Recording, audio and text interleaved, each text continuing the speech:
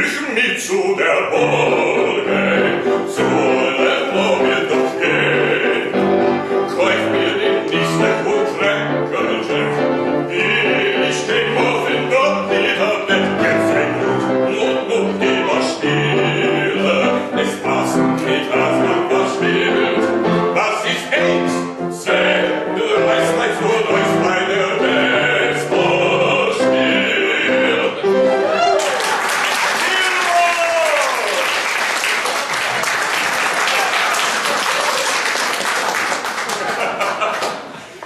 That wasn't originally in the show, but I had to put it in when I realized baseball been very, very good to me.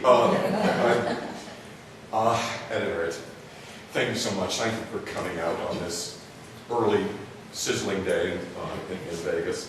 If you don't know me, my name is Lawrence Asher, but you can call me Larry. And obviously, these first two songs are polar opposites. The beautiful, a simple song by Leonard Bernstein, and the iconic Take Me Out to the Ball Game, which was composed by Albert von Tilson. The common thread in both is that they were written by Jewish composers. A simple song was actually written for a theater piece by Bernstein entitled Mass, which is his treatment of Catholic Mass. And obviously, Take Me Out to the Ball Game is just an ode to the national pastime, which was not written in Yiddish. But when you title your program 6 Degrees of Tevye, you do have that latitude, especially since von Tilson was Jewish, which I didn't know until I started looking things up. The things you look up on the internet.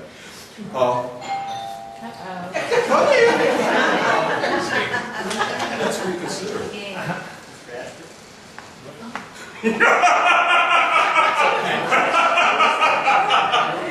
Delivery flowers. I apologize. This is a long program to begin with. I'm about to make it a minute longer. Having a How appropriate. having a delivery in the middle of a performance reminds me of a dear friend of mine, and at least a couple more of us were in Dodson, who, when she was singing her first Fior di Legge, which is the lead soprano role in Così fan tutte, as she tells it, I think she was in the middle of singing her big aria, Come Scoglio, when all of a sudden a guy in a gorilla suit came down the aisle and started to strip for her. And this is her first performance doing that. That's a day you never forget. And I don't know who it was from, but thank you for the flowers. And thank you for leaving it. At any rate, the title of the program this afternoon is 6 Degrees of Tevye. And it's meant to be an afternoon of anecdote, but essentially writing on a very diverse current of song, from opera to standards, with the common thread being that they're either Jewish by composition or by subject matter. Now, recently there was a beautiful PBS documentary on the Jews and Broadway, and I feel like almost an afterthought after that. It was just so extraordinary. But one of the points they made is most music that was composed by Jews was not for Jews at all. Virtually all of them is for everyone. It's universal, with very, very little left over just for the in crowd.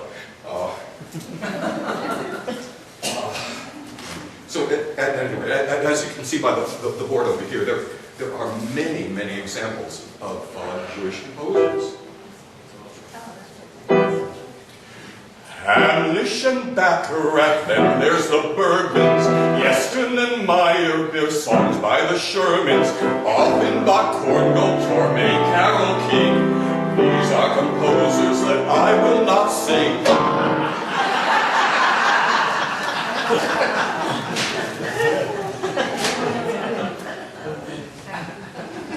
I'm afraid, due to time constraints, we'll have to limit ourselves to this short list. But it's a great short list. Let's see where we are. Yes. Just to briefly tell you a little bit about myself. I grew up in New Jersey and lived in New York City for many years. Before my wife and I and our opera cat, Figaro, decided to move to Las Vegas in 2006. I actually didn't live here until November of 2010 because I was still out on the Phantom of the Opera National Tour until that closed in Los Angeles. And since that time, I've actually unfortunately realized that as a union performer, there are very few outlets here in Vegas, which is why I thank God that I met Camille and have been introduced to Gateway. So to try and get myself out of the rut that naturally ensued, I was inspired by my friend Larry Wayne Morbett, who played Pianji here in Vegas and also on Broadway. And he's had a very long career as a Christian singer of song. And he's great, and it's set me to thinking, perhaps I can do something along those lines, perhaps with Jewish music. Not that there's a shortage of it, but so I thought that the logical way to start was to link events in my life with Jewish music. But I found in trying to do that it inadvertently became much more of a celebration of the music than any kind of piece about me, and that's just fine. I haven't sung the next song in years, but in a sense it's responsible for setting me on the road that I've been on and to being a performer all these years. Let's set the scene. The scene is a summer sleepaway camp many years ago. And there's a production of Frank Lesser's Guys and Dolls. And vision an 11-year-old by Abernathy singing this. Velvet, I can wish for the color on your coat, and fortune smiling all along your way. But more I cannot wish than to wish to find your love, your own true love this day.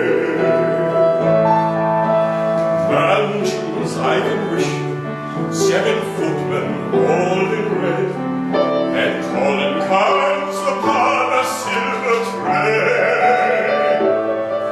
But more I cannot wish than to wish to find your love, your own true love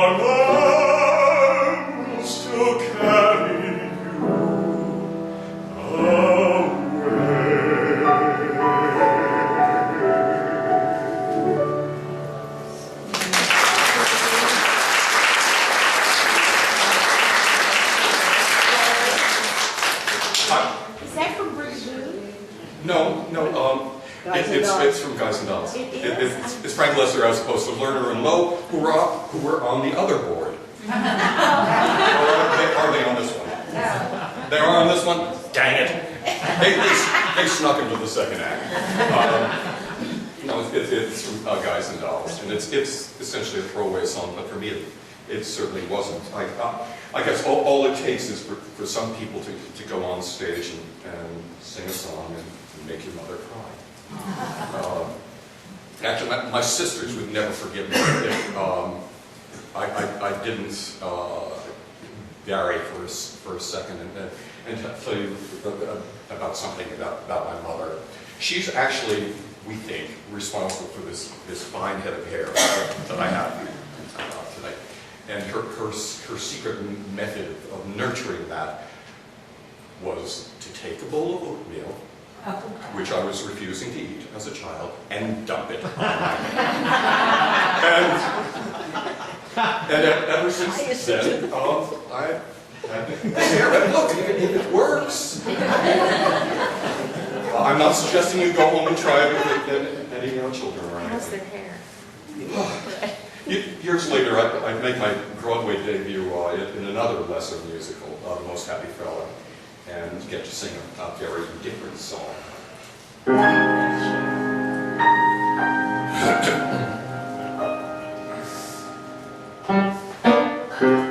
I seen her at the station in a straw suitcase, with a kind, sad, disappointed look on her face. So I put her in my buggy and I took her for a ride. Special delivery, one bride.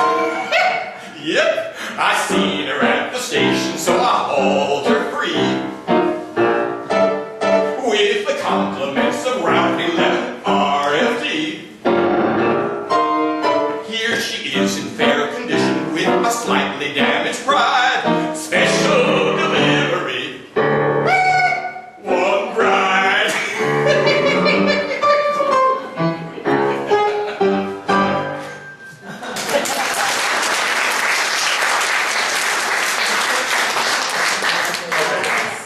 So it wasn't glorious. But it was a great experience, especially sitting there on stage before a performance, particularly a Saturday matinee, and they're notorious for any of you who are performers and have to do 8 shows a week because you're very tired and you don't see the light at the end of the tunnel at that point. But sitting there and remembering that it was those same matinees that introduced me to the world of musicals, because that was when my family took us into the city, and they were more affordable, and it inspired us. Before moving on, I have to tell you about a bad review I got. Now, those are usually things that you throw in the trash and try and forget about. But it was on the road for doing Naughty Marietta, Victor Herbert operetta. But for me, it relates back to Frank Lesser, the critic who despised all the performances, except for one, which didn't include me, wrote about me. Let's see, where are we? Yes. While Lawrence Asher, who played a Chen, obviously thinks that loud is good. See, it's there.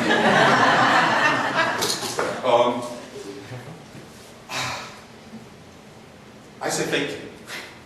I actually cherish that criticism because a few years before, Joe Sullivan, who was Frank Lesser's window, had told me about Frank and his piano, and about the sign that always said on his piano, which said,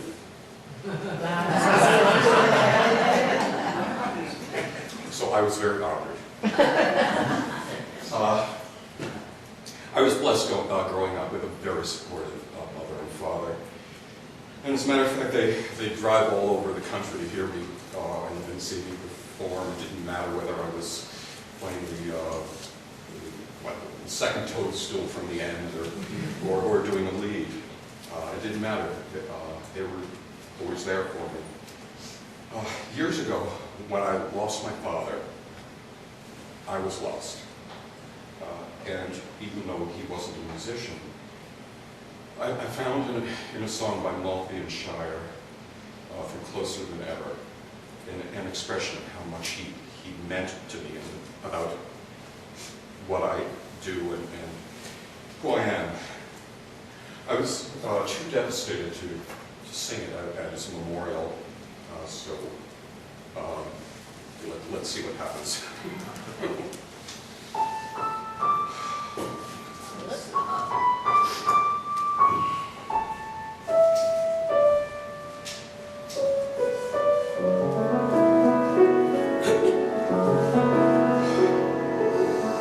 My father's pride was in his hands, the piano was his soul. I watched in wonder as he played show tunes, miles off from rock and roll. What he loved, he taught me. Now music's what I do. Often when I'm writing in my hands, that's there too. If I sing, you are the music. If I fly, you are why I'm good. If my hands can find some magic, you're the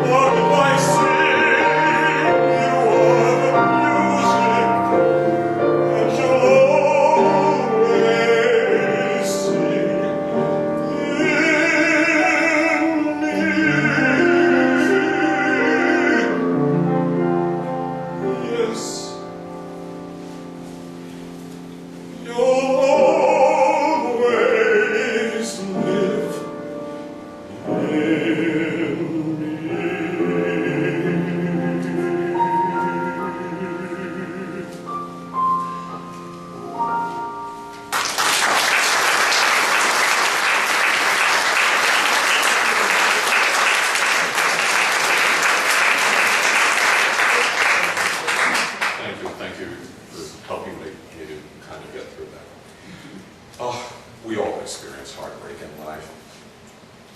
hopefully also with a lot of joy.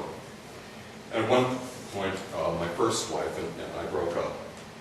And in a class with the immortal Marta Schlama, and if you don't know who she essentially was the heir to the legacy of Lottie Lenya, and inherited her roles in that genre of piece. She's an extraordinary artist and human being. At any rate, she encouraged me to tap into those emotions. And that's when I first sang this Rogers at Heart piece.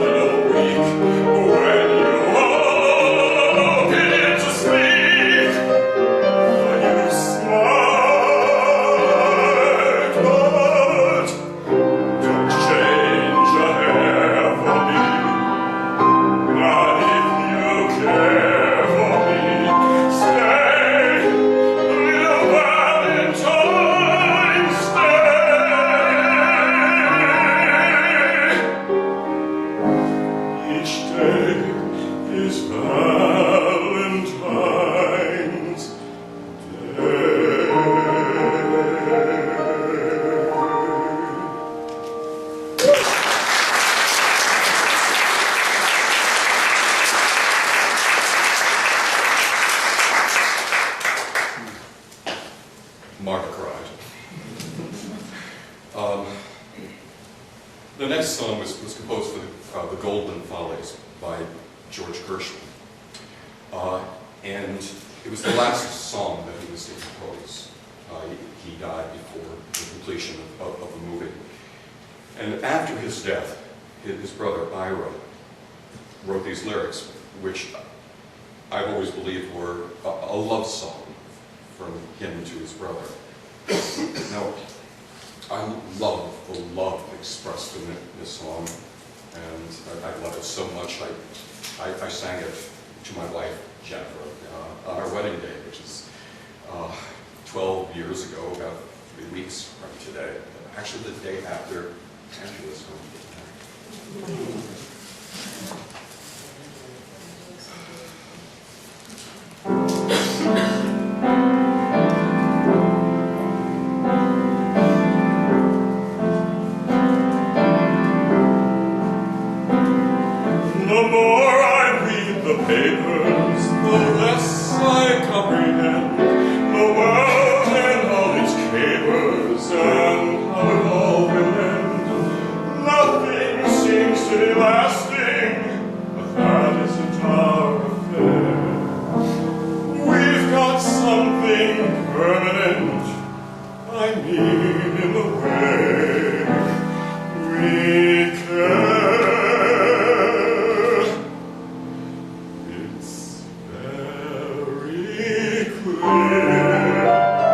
Our love is here.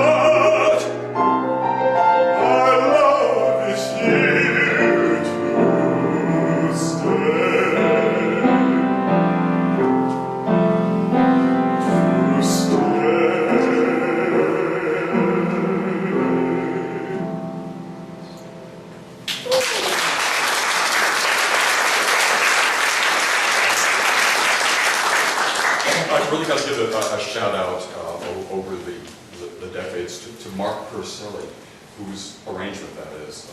I love it. I think it's just unique and wonderful. And so, let us transition to songs that make people laugh and smile instead of cry. The next two pieces are a parody of an aria which I performed in a cabaret in New York entitled 99% Art Free. And I'm sure I fit the bill. And also a well-known Broadway and now movie song. Now, the aria is one where I've stretched the 6 degrees of conceit, but in my defense, it was a signature piece of Robert Merrill, and that's a good enough Jewish connection for me.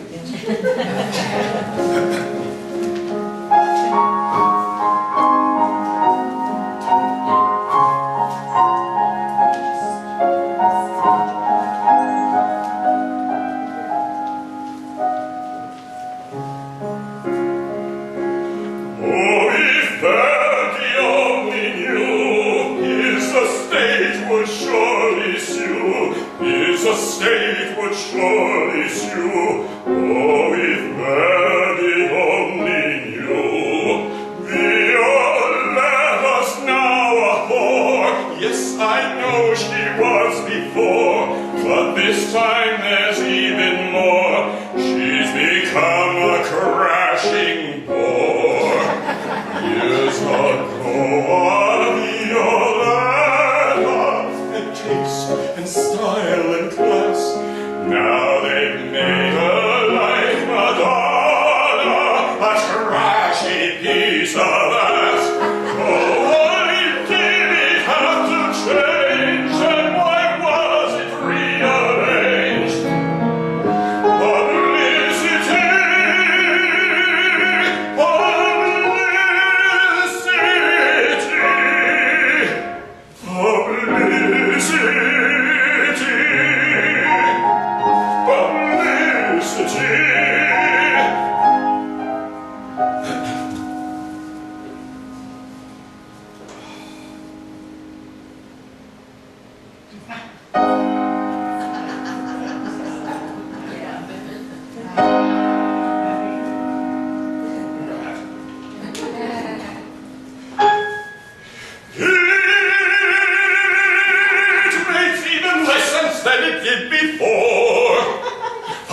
Publicity,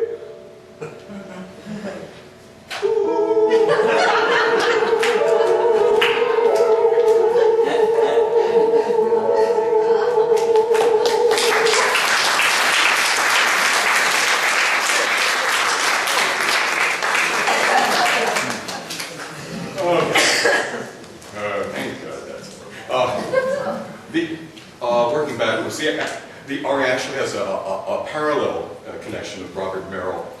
Since years ago, I think probably in the 1950s, there was a vogue at the Met to do things in English.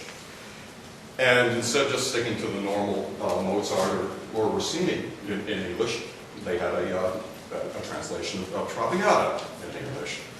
And that didn't necessarily go so well with the public. They hated it. So one performance, supposedly, Robert Merrill was out to do the equivalents of the aria that I just now slaughtered. And he sang it in Italian. The audience who hated the translation immediately picked up on it. And within a couple of bars, somebody from the audience shouted out, "Coraggio!" which means courage. He didn't need it, he had to. And with regard to Bring It Home, I was obviously inspired both by the insane original key and also the down your uvula miking that they used on the movie. Now, sorry for the lack of amplification if you had trouble hearing me, but I figured if it worked for them in the movie, it should work for me too. Speaking of insanity, the next song is one of inspired, insane, but delectable villainy. No, you know it. At last I reached me peak. I'm the greatest villain of all time. Who's Bluebeard? Nobody! Ah! Who's Nero? Nobody! Ha! Who's Jack the Ripper? Nobody!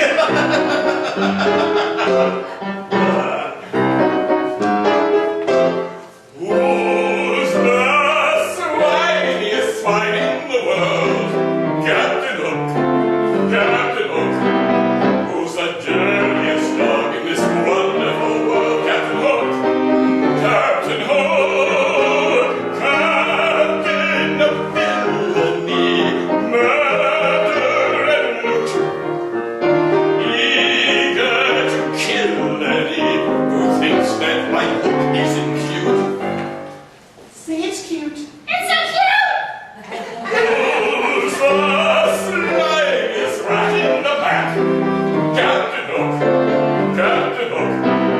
Who's unlovable, who's unlivable, whose existence is just unforgivable, who would stoop to the cheapest and lowest of tricks in the book.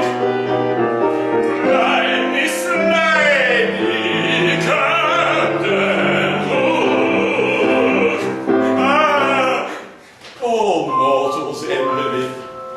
Yet better for Hook to have had less ambition. Oh, fame, fame, thou glittering bauble, in searching for thee, what fame I had got lost. No children love me. I'm told they play at Peter Pan, and the strongest always chooses to be Peter. They force the baby to be Hook. The baby! That's where the canker gnaws. I'm told they find Smee lovable. How can I break it to her that they find her lovable? No! Bicarbonate of soda, no! Who's the slimiest, the longest, the slimiest? And the creamiest cream in the world, Captain Hook, Captain Hook. Who's unsensible, reprehensible, whose behavior is quite indefensible, who's the crawlingest, cruelest, grubbiest, crookedest crook. What a prize for the joy! Mrs. Hook's little baby boy, the scourge of the sea, just little old me, Captain Hook.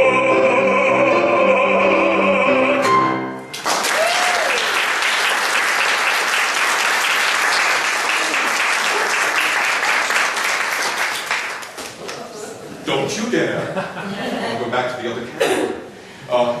After I graduated college, I didn't sing for a few years after that. I was trying to pursue careers as an actor, and really didn't even know at that point that I really had any kind of voice that was viable. However, one Saturday, I was at my grandmother's apartment in the Bronx and was listening to the Met broadcast of Boris Godunov. And she heard me. And in her New York, Russian, Yiddish accent, somewhere in there, she asked me, "Why aren't you singing? You should be singing opera." So, like a dutiful Jewish grandson, I did. Now, there's also another point to that, because if, I swear, any Jew who lives around New York City, if they've got a grandmother, they're forced to live in the Bronx. If you know New York, you know that's true. Actually, it was logical for me not to be involved in opera, because obviously I wasn't there, but the story goes that when my mother and father were married, they were married by cantor Richard Tucker. Ooh. And it was also there that he met Felix Knight, who was also another Metropolitan Opera tenor. And also, if any of you can remember back to the days of black and white in movies, the Laurel and Hardy movie Babes in Toyland, that was Felix Knight in that. But Felix Knight's wife was very close friends with my other grandmother in the Bronx. Well, hopefully I can encourage my larynx to descend enough to an aria. Actually, opera is the one area where it becomes difficult, and I'm really not sure about the reasons to find a lot of choice for an opera and for an aria that has Jewish roots. Fortunately, though, Mozart's greatest librettist, Da Ponte, was born Jewish. So, thank you, Da Ponte.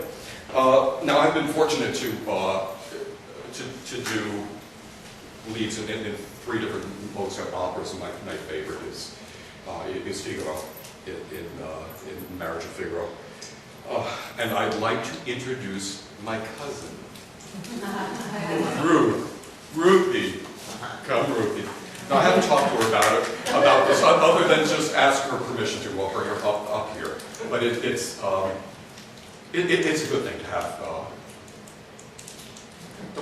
It's my time. It's my time. At any rate, Ruth, unbeknownst to her, will be playing the role of Cherubino. Who's that? Good, I'm glad you asked. Cherubino is a young man. But this being the world of opera, many roles were sung, young men were sung by mezzos. So you were singing a mezzo role, although you're not singing. Unless you know the words, in which case, sing along loud. At any rate, Cherubino has been caught canoodling with the Countess. And so the Count has felt compelled to send him away to the army for retraining. And Figaro, being the good sport that he is, will now tell Cherubino about the pros and cons of going away and joining the army.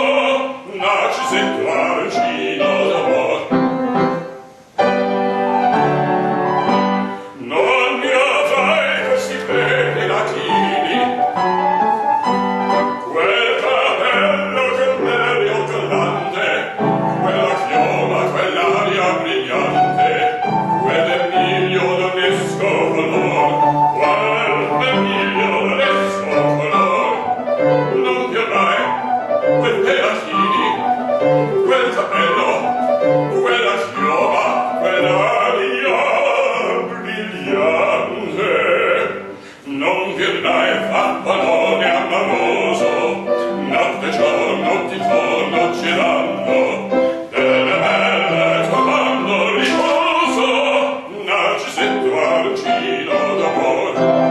Delle belle trovando riposo, narcisetto argino d'amor.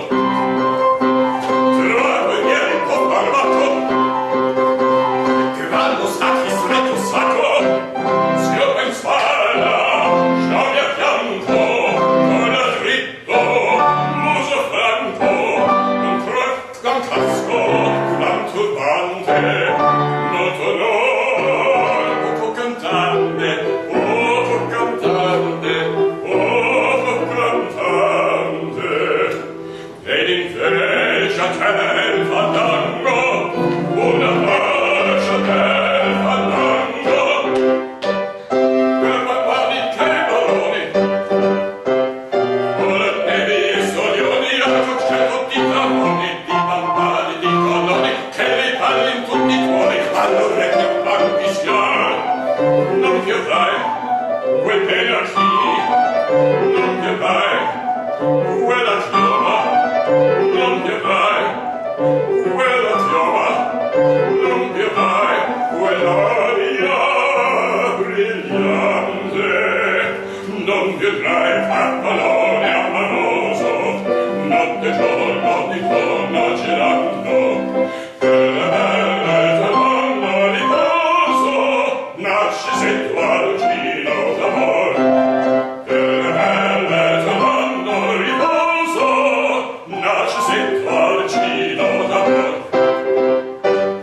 Era viva la vittoria, alla gloria militare, era viva la vittoria, alla gloria militare, alla gloria militare, alla gloria militare.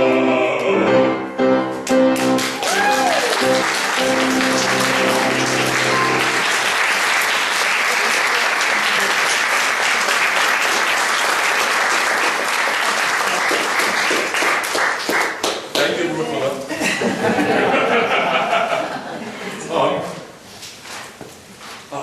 This, what comes next, is a treat for me.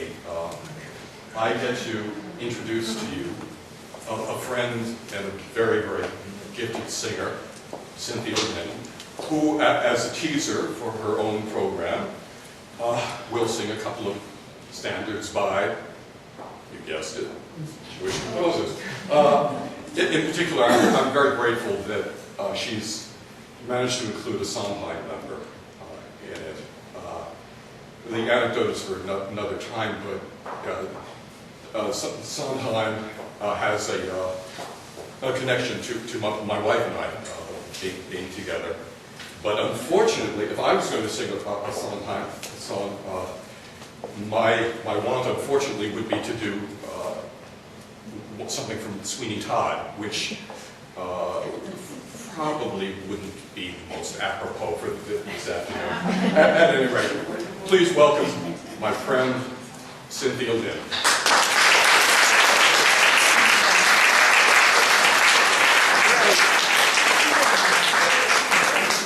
He's singing Tevye songs, but not for me. I am a shiksa girl, it's plain to see. I'm feeling self-eclipsed, and Larry's slightly spent, so now it's time for me. Hi, everyone. It's nice to see everyone here today. As you can see, Larry's been doing a great job. There are three people that I'd like to thank today before I get into what I'm going to sing.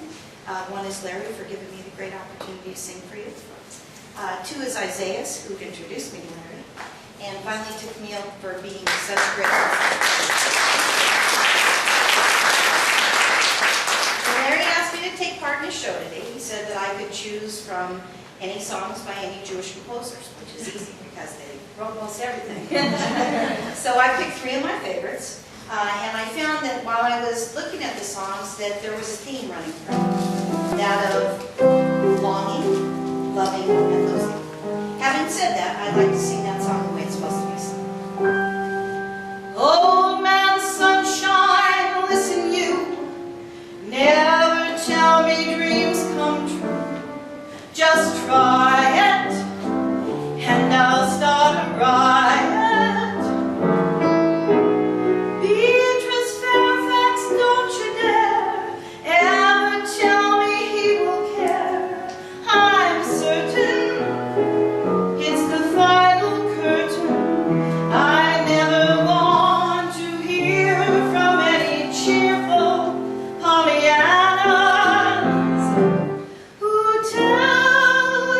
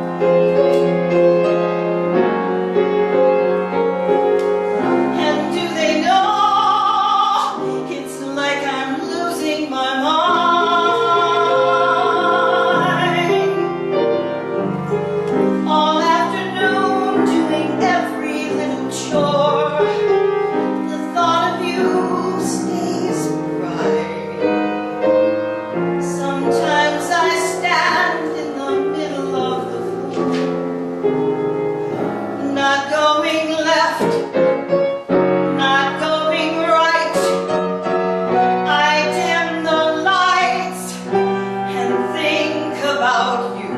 Spend sleepless nights to think about you. You said you loved me, or were you just being kind? Or am I losing my mind?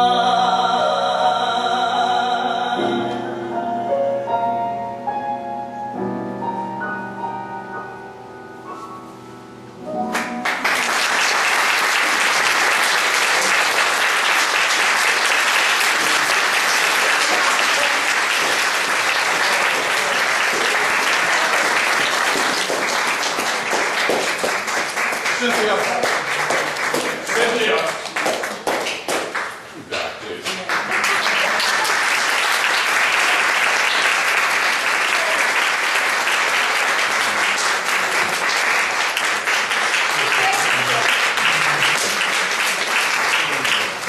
What can I say? I'm failing. I am. She's one syllable. Fell.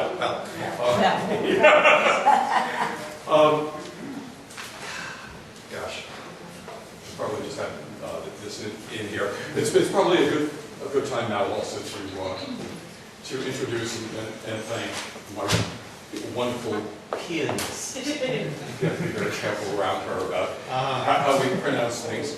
Yes. Oh, you know that, Paul. And Angela Chan, please.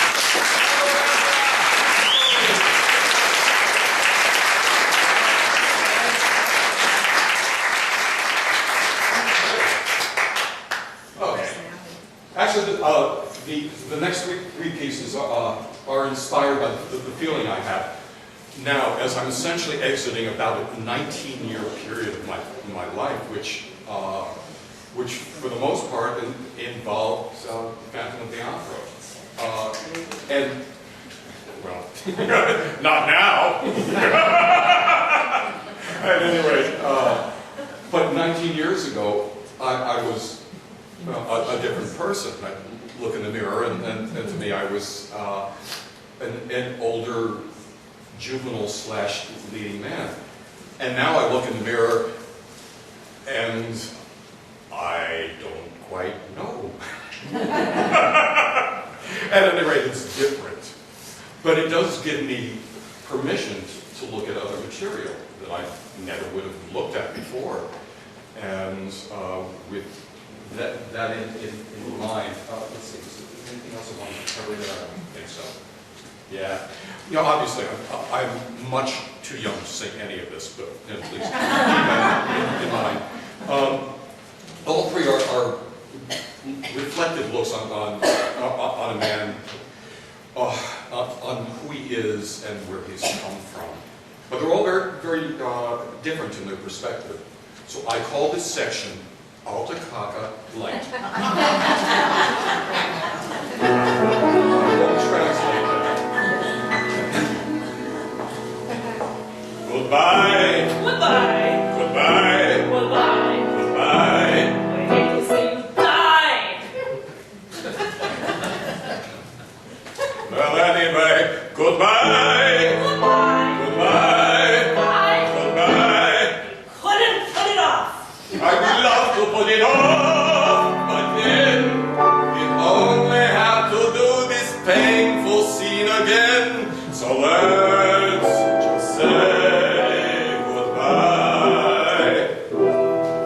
So goodbye, Unique, goodbye, Isha, goodbye, Sam. I'm sure gonna miss you. Goodbye, Melnick, goodbye, Myron. Pardon my expiring. Goodbye, country, it's been fun. You know I hate to rule and run, but I must get some dying done, so everyone goodbye. Don't cry. Someday we'll say hello. I hate to see you blow. I see you in the sweetest land I know. I hope it isn't soon. It's going to be so wonderful.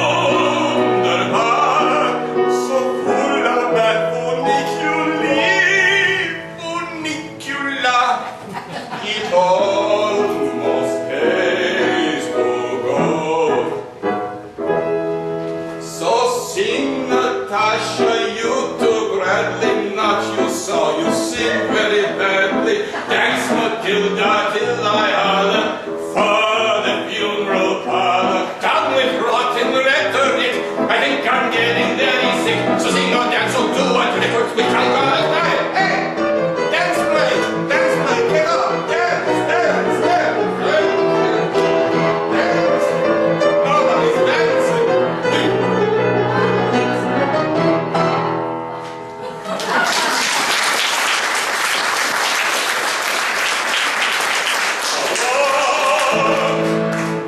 Ta-ta!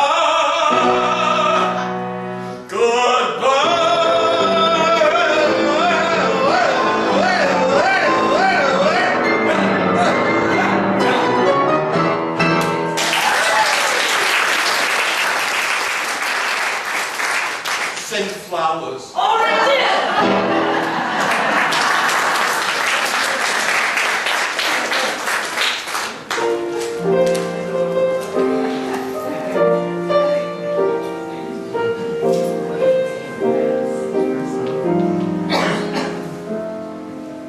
When I was a young man courting the girls, I played me a waiting game. If a maid refused me with tossing curls, I let the old earth take a couple of whirls. Well, I plied her with tears and blue of pearls, and as time came around, she came my way. As time came around, she came. When you meet with the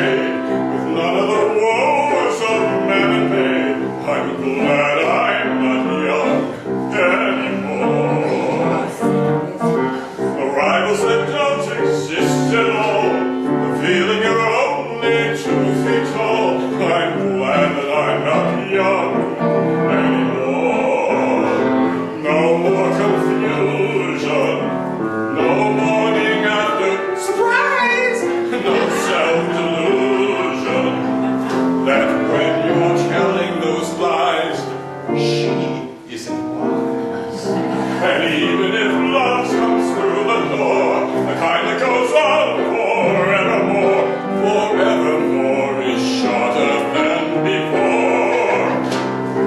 Oh, I'm so glad that I'm not young anymore.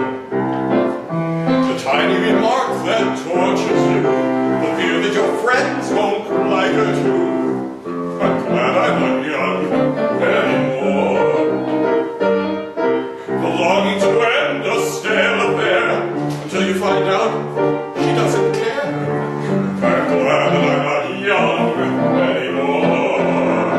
No more frustration, no star-crossed lover am I, no aggravation, just one reluctant reply. Lady, goodbye. The fountain of youth is dull as paint. Methuselah is my patron saint. I've never felt so comfortable before. Oh, I'm so glad that I'm not young anymore.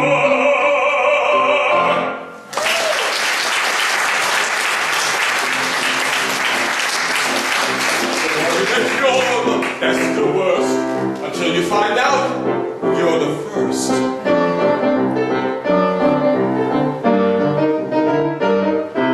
Love is but you, she may enchant. You feel that you should, you do, you can't. No desperation, no midnight pacing of floors, what liberation. To know that child on all fours couldn't be yours. To hold for a wedding day in June, but not for a weekend honeymoon. I've never had a better life in store. Oh, I'm so glad that I'm not young anymore.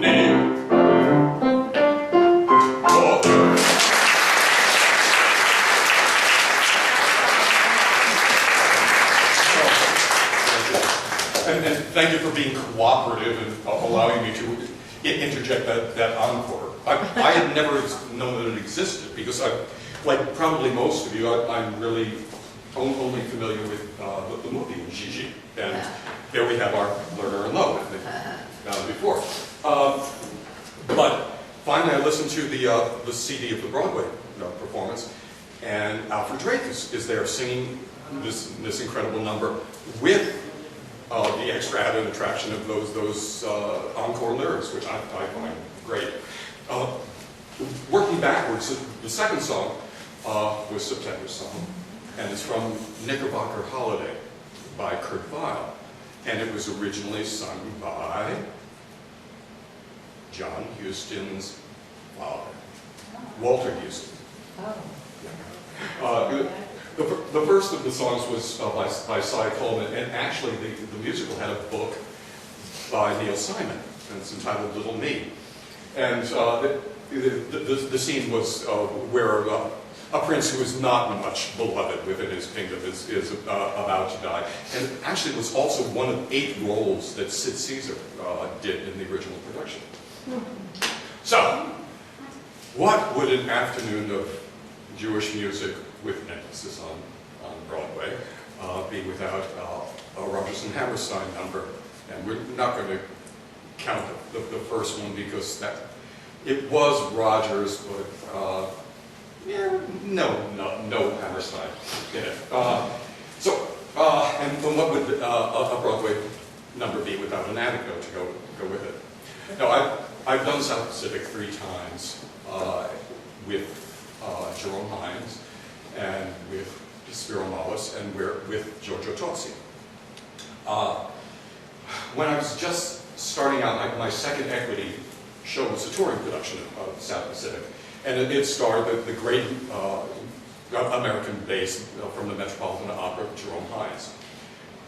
And as a young, naive Jewish performer, well-meaning friends had said to me, look, let me just give you a warning.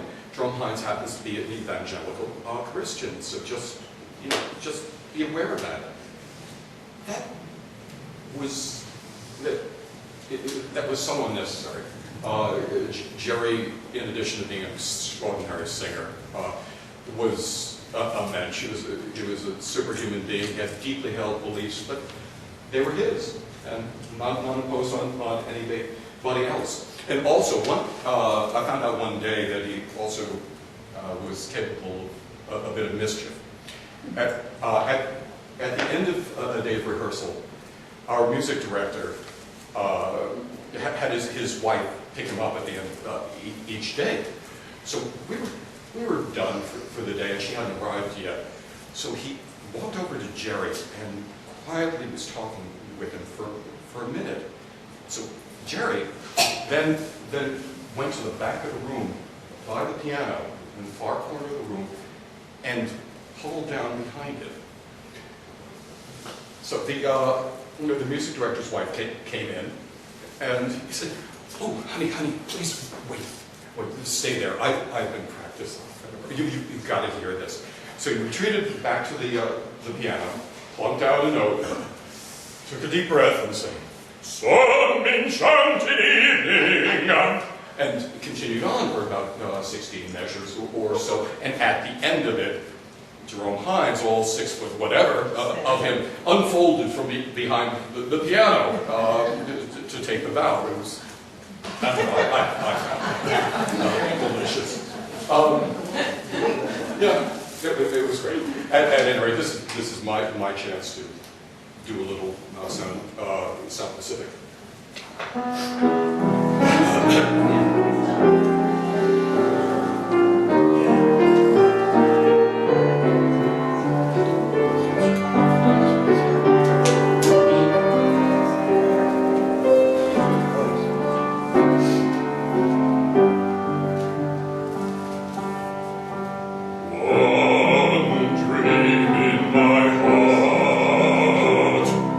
One love for the living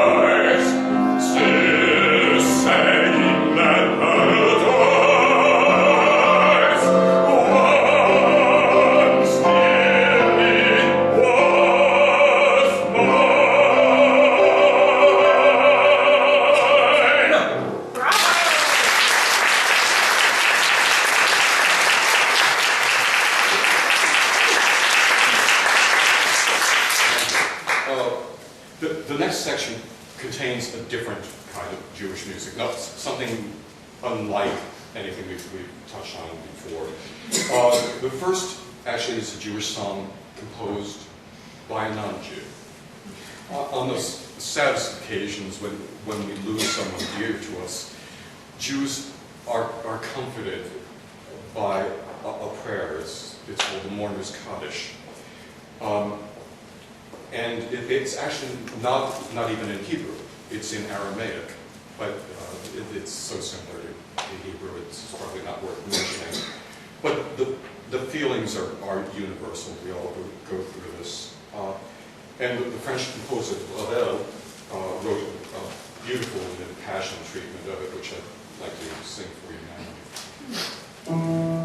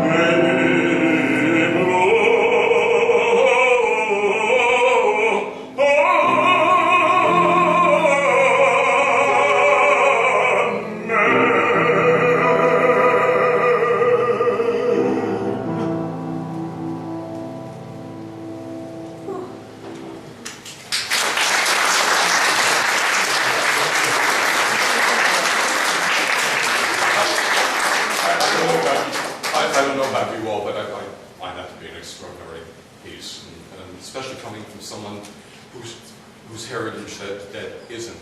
It just is another example of how so much in life is so universal. It doesn't matter what background you come from.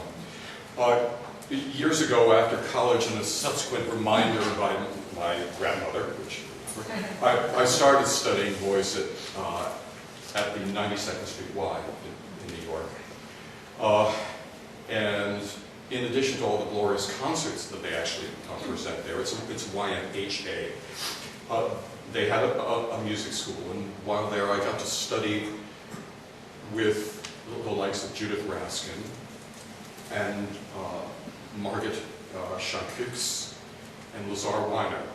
Now, there's probably only a possibility that you know one out of the three of the names, and that would be Judith Raskin, who for many years was a famous soprano at the Metropolitan Opera, but she was also a very gifted and generous teacher of opera and opera repertoire. Margaret Shankuks, when I knew her, was a rather elderly Austrian Jew who had a lengthy career in Austria as an operatic soprano, but at this point was teaching through the 92nd Street Lounge and teaching voice there.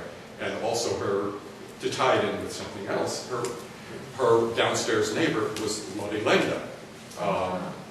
And also her most famous student was Rita Gardner, who originated the role of the girl in Fantastics. And the last person, but for the subject of Jewish music, was the real star for me, and that was Lazar Weiner. He, in addition to a teacher, he was also a composer and a conductor, and also an evangelist for Yiddish art songs. Now, I think my reaction was similar to yours right now. When I started his class, I had no idea that there even was such an animal. You know, like many of my friends, I was used to the wonderful art songs in German and Italian and French and Russian and even English, but not Yiddish. I'd like to sing two songs that I was introduced to in that class. The first, Ergetz Veit, is in Yiddish and was written by Lazar Weiner. And the second is in Hebrew, entitled Old Jerusalem, and was written by Julius Shadis. While Ergetz Veit is beautiful and haunting, Old Jerusalem evokes the sound and spirit of a certain Broadway musical that we all probably know. That's right. It's time for this time.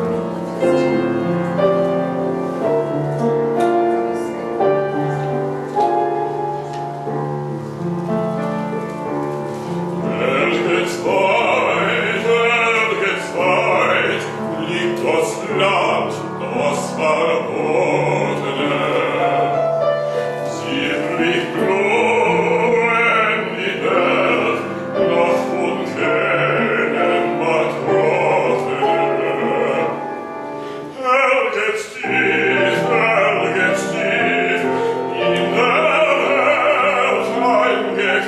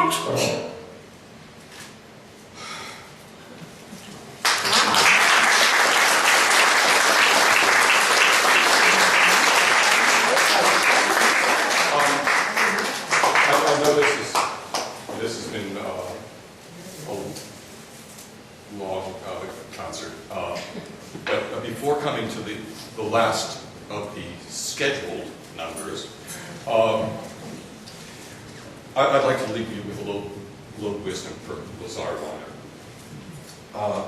He wasn't an imposing man. If you could picture him, think of him as a Jewish leprechaun. He was kind and nurturing. Actually, as I think of it, his pot of gold was his wisdom and his Menschkeit. But he could have a bit of mischief about it. One day in class, he asked us, Liz, in musical notation, what does NF mean? Okay. I was young and I of course knew the answer and raised my hand and answered. It means mezzo forte, of course. He answered back, no.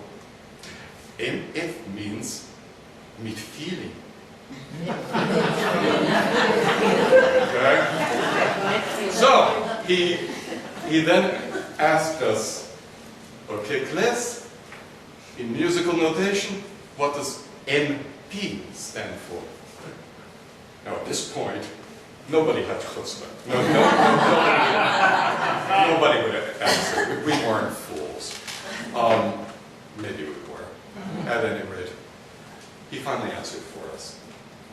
And he said, class, in musical notation, MP means mit passion. Mit passion.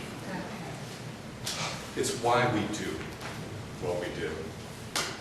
As the good book says, heal us, O Lord, and we shall be healed. In other words, send us the cure. We got the sickness already. I'm not really complaining. After all, with your help, I'm starving to death. You made many poor people. I realize, of course, it's no shame to be poor. It's no great honor either. So, what would have been so bad if I had a small fortune? If I were a rich man, all day long I'd be living up. If I were a wealthy man, I wouldn't have to work hard. If I were a very rich, title man, I'd build a big tall house with rooms by the dozen right in the middle of the town. A fine tin roof with real wooden floors below. There would be one long staircase just going up, and one even longer coming down, and one more leading nowhere just for show. I'd fill my yard with chicks and turkeys and geese and ducks for the town to see in the air, squawking just as noisily as they can. And each one would laugh like a trumpet on the ear, as if to say, here lives a wealthy man.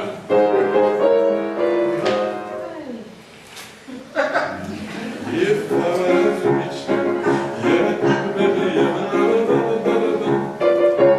all day long I'd bitty bum.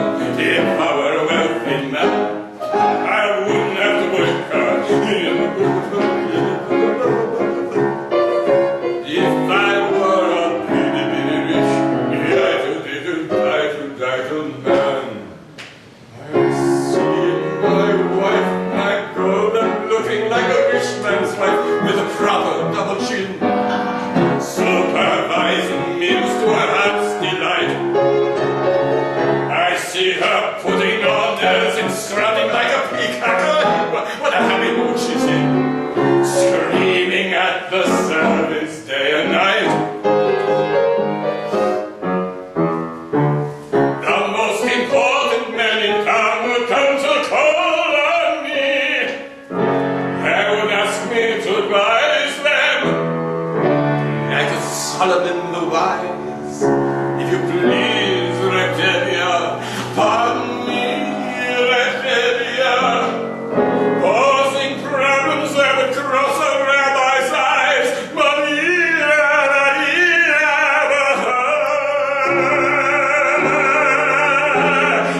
and it won't make one bit of difference if I answer right or wrong. When you're rich, they think you really know.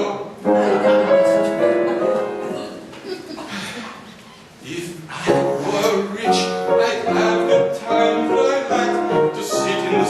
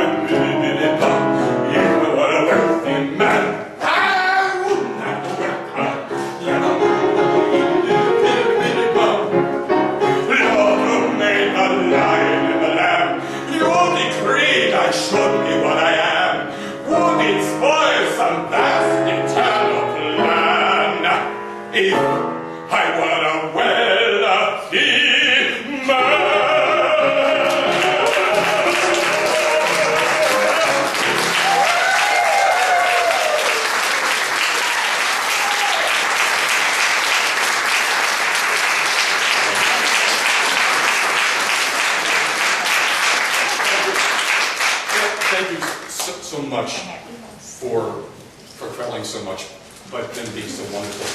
But I'm also glad that you're allowing me, whether you know it or not, an encore. But before I do that, I really must thank Camille and Jerry and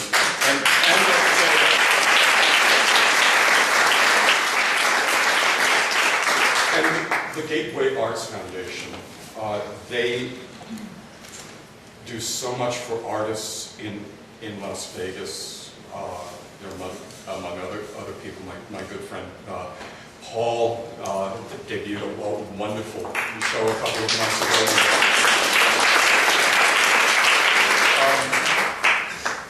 And it's something that's unique in this area and something that is irreplaceable. So thank you.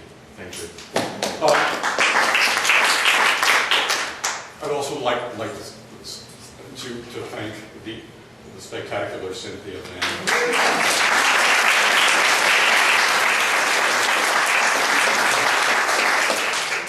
And the irreplaceable and irrepressible.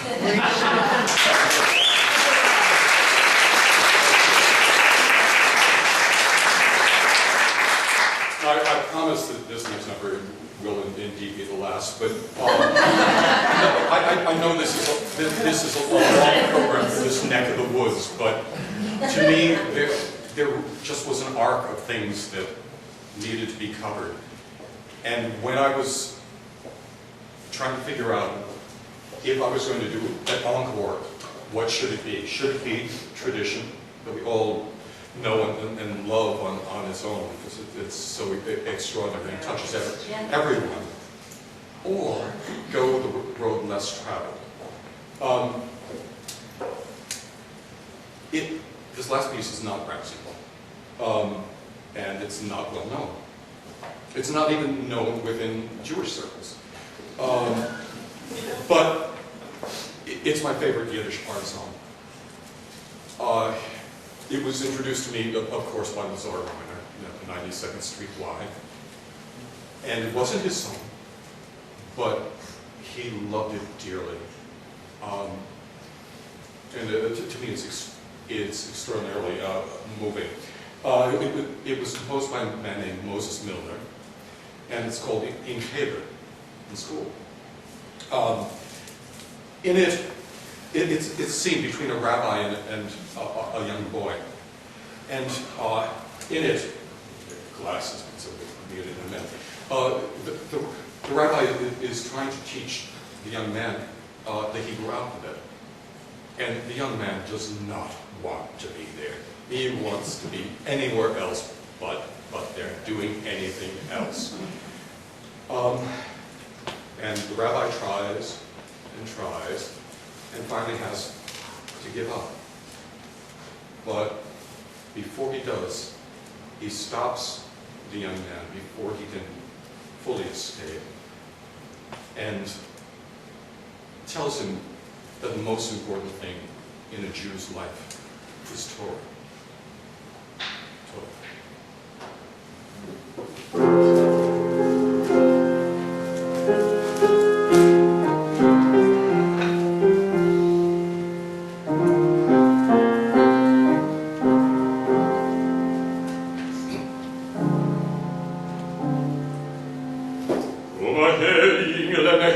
Zu mir und war guck in die kleine Häusle, Teile Häusle, gildene Häusle, Giche, komm her.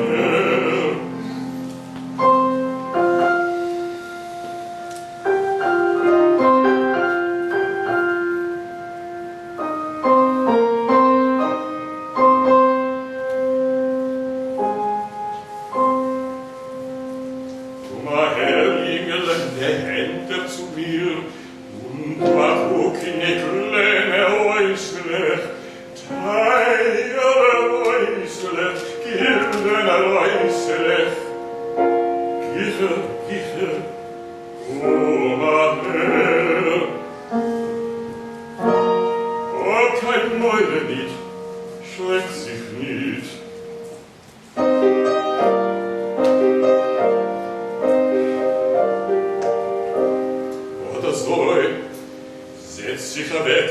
Er ist mit Kopf, setz sich oder soll, er sieht zu. Komm jetzt alle vor, komm jetzt best vor, komm jetzt Himmel vor,